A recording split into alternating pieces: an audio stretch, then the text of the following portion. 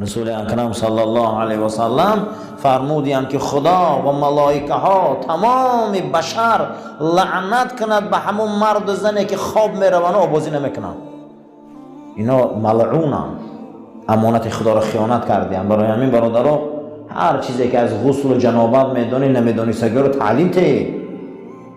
این غسل یک مکتبه، این غسل یک بسیار حرکت های کلانه. بسیار انسان ها باور کنی بچه های یاش نمیدونن این حرکت ها رولی. حضرت ابو دردا گفته است که غسل الجنابت امانتون، یکی از امانت ها چی بوده؟ غسل جنابت، که آدم با زنش هم بیستر میشه و یا او را شیطان مقصد دیگر در همون خواب فحشا مقصد جنوبش میکنه، او باید حتما به واسطه آب یا با واسطه چی؟ با واسطه خاک خودش چیکار کنه؟ پاک کنه. با خاک تیمم میکنی آب نباشه، با آب چیکار میکنی؟ از جنابت خود تازه میکنی. و قال ابن عمر اول ما خلق الله من الانسان فرجه. عبدالله ابن عمر گفت است که اولین چیزی را که خدا برای انسان خلق کردگی بوده این آلتاش بوده. آلت مردینگی و آلت زنکیش اول خلق کرده خدا. و قال هذه امانتون، گفته بوده که فرزند آدم این آلت ها امانت های. استودعتها فلا تلبسها الا بحق. این امانت منه، این تو امانت دار، این تو پنهان کن، این تو آشکار کن مگر به حق اسلام. و این حفظتها، اگر تو رو محافظت کردی احتیاطش کردی، حفظتو که من هم تو رو احتیاط میکنم. خدا گفته و الفرج امانتون، آلت مردی و زنی امانت بده. کسی که اگر زنا کنه او دانه که امانت خیانت کرده. اولین گنجینه و عضوی که ابن عمر گفته بوده خدا برای انسان خلق کرده آلتش بده. این را مهر زده بوده که امانت های، اگر او را تو در غیر زنهای خود حلالی خود صرف میکنی حرام ده، فردا جواب میدی امانت خیانت کرده. هیچ کس حق نداره آبی منیش غیر زنش چکار کنه؟ او را صرف کنه. حتی به دستم علما ها او را حرام میدونن، امانت خیانت کرده. عبدالله ابن مسعود گفته هی امانت الاموال کالوداع و غیرها، یکی از بخش امانت ودیعه های. ودیعه ده چی میدراید؟ داده گرفتی پول، داده گرفتی مال، تجارت، زراعت، چیزی هست نیست پیش از مردن همه او را ادا کن. این ده امانت میدراید. یکی از امانت ها همین است که حتی که در این کتاب های فقها می بیارن، اگر گاو آوردن در ما دادن که امانت هیچ محل منفعت برده نمی شود. اگر گاو آوردن ما دادن که امانت گاو گساله کرد، شیری همو گاو ما می جوشیم برده در آب می ریزیم، حتی شیری همو را خورده نمیتونیم که خیانت میشه. اگر انسان ها را آورده در دست و چرا امانت دادن، یگان جای وی امانت در نمی رسد. امانت در نمینه که یک چرا امانت میتیم، امانت منفعت برده نمی شود. بیل امانت داد و پوبل کرده نمی شود. خانه را امانت داد که برای ما امانت داد، خانه را ما فقط نگاهش میکنیم. قسمتی از علما میگن خانه را امانت داد، ما میتونیم که در پیشتلانش در کلیدارش خور رویم، در دری خانهش خور رفته نمیتونیم که امانت داده خانه را. یکی از نشانه های منافق همینه که امانت چکار میکنن؟ خیانت میکنن. این ودیعه میگن. این وداعی ابن مسعود گفته ان یاد میدراید. برای همین امانت خدا را باید خیانت نکنیم. پیغمبر صلی الله علیه و سلم در زمانی که پیغمبر نبودن لقبشان چی ماندن در همون دوره؟ امین. محمد امین ماندن لقبشان. چی بود؟ حضرت امانتداری مردم بودن. حتی وقتی که از مکه به مدینه هجرت کردن، روی خط به حضرت علی دادن که علی مردم برای امانتش میگه امانت مردم بازگردان، تو وکیلی منی.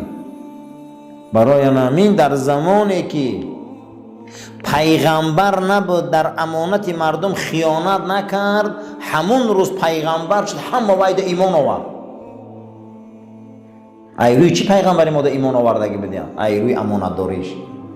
برای همین در اینجا گفته است که مال داد و گرفت اولیوی به امانت میتین مادر، ما باید امانت خیانت نکنیم. امانت منفعت برده نمیشود. کتابای فقها خیلی دیگه بحثه. و روی انه فی کل الفرائض و اشدها امانت المال. حضرت ابن مسعود گفتیان که از همه وزبین ترین امانت این فرایض فرضه. کسی فرض خیانت کرده وزبین ترین امانت خیانت کرده. کسی نماز قضا میکنه وای بر حالش، کسی روزه میخوره وای بر حالش، دیده و دانسته. کسی حج ده حق دار رفتن ده بایگریش همش به حج میرسن نمیره و وای بر حالش. کسی که انا این فرض الهی را اگر گفته خیانت کنه و فرض الهی را پامال کنه، از هم خیانت وزبین گفته همینه. و امانت المال، بعد از گفته امانت مال که برای شما مال قرض امانت، قرض دیگر چه امانت میتین شما ده بود خیانت میکنید.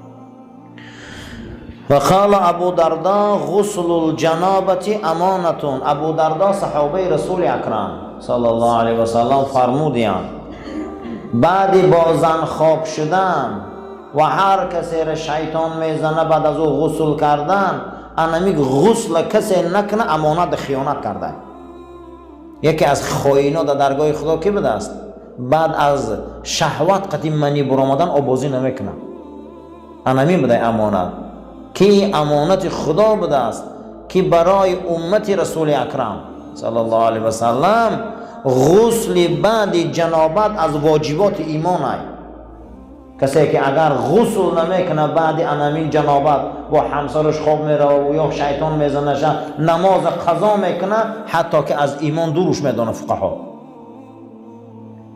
برای انامین دانه که از غسل جنابت امانت الله بوده.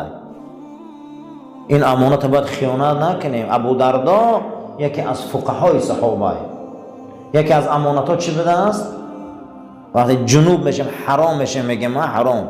بدن آدم وقتی حرام میشه و همون رو چیکار میکنید؟ به آب غسل میکنید، تازه میکنید. یا شیطان میزنه تا یا زنت خیلی هم بیستر میشی، فرق نداره. اگر یا فیلم های فحشا تماشا میکنی همون کیف قدی همون مقصد دیگه حرام میشی. همه اینا در غسل چی میشه؟ واجبی امانت بوده. اگر بعدی انسان جنابت شدن اما آبی منی برآمدن اگر غسل نکنه، این امانت خیانت کرده. معنی امانت در این آیت طاعت خدا بوده. او طاعتی را که خدا ما فرض کرده به واسطه رسول اکرم صلی الله علیه و سلم، کوه و آسمان و زمین اینو برداشتگی نترسیده بودیم. حضرت حافظم ارواحش نمرون در یکی از کلیاتش میبیاره که آسمان باری امانت نتوان برکشید، قرعه فال همه بر منی دیوانه زدم. حضرت حافظ گفته که آسمان به این بزرگیش نماز و روزه و حج و زکات قبول نکرد، همین آوردیم به منی دیوانه زدیم که ایودش میبرم یا نه. امانت طاعت خدا بوده است. امانت فرض الهی بوده است. هر چیزی که در او ثواب و عذاب او امانت است. همین امانت فردا از ما میپرسن. بالای سر مانده برادر و امر و فرمانهای کلان ای. هر کسی که نماز قضا میکنه امانت خیانت کرده. هر کسی که زکات نمیده امانت خیانت کرده. هر کسی پدر و مادرش حرمت نمیکنه امانت خیانت کرده. هر کسی مسلمان حرمت نمیکنه امانت خیانت کرده. زیرا اینکه امانت اطاعت خدا بوده است و فرائض تمام فرضها امانت الله بودند. قال القرطبی، امام قرطبی گفته است که الامانة تعم جمیع و وظائف للدین علی الصحیح. امانت تمام وظیفه های دین بر راه درست بده. چی سخنی درست؟ اکثریت علماء گفتند که معنی امانت چیه؟ دینداری. برادر کسی دینداریش ضعیفه و امانت خیانت کرده. میدانم از روی برنامه های برغلط، رفیقی بد، تربیت های بمعنی، جوانی و دیوانگی آدم در راه های کجله می رود. نگیم خوشا به حال انسانی که همون روز فهمیده همون روز بس میکنه. خوشا به حالش، همون روز فهمیده همون روز بسش میکنه. آنامین امانت خیانت نکرده. اگر فهمید و بس نکرد با خائنه. امروز شما ناز میدانین که خیانتکار در یگان جا در کار نیست. خیانت نکنیم، باید طاعت الله، طاعت خدا رو خیانت نکنیم. درگاه خدا هم خیانت بوده است. خیانت چی بوده؟ ما وظیفه داریم ای جانب خدا و رسولش. کسی که این وظیفه ها را پامال میکنه و خیانتکاره.